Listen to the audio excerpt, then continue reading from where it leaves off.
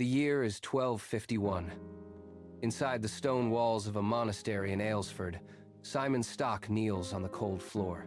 His knees ache and the air is damp.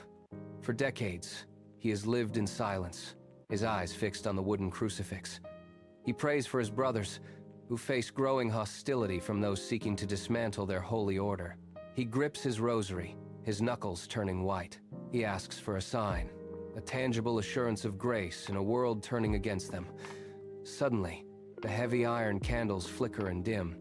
A soft, golden light begins to fill the dark cell, and the temperature in the room shifts. Standing before him is a woman draped in a robe of deep, celestial blue. She does not speak, but her presence fills the entire room. She reaches into the folds of her garment and produces a small, brown piece of wool cloth attached to two strings. She holds it out toward him.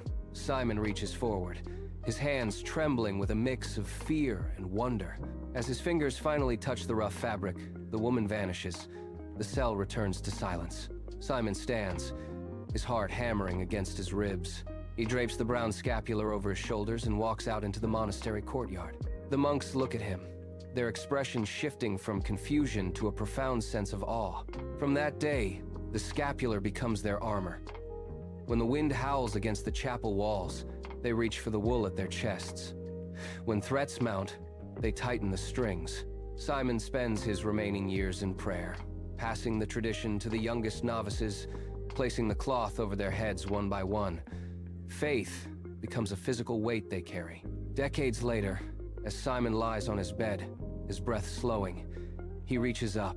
His fingers brush the fabric one last time. The protection he sought in his youth remains with him until his final heartbeat.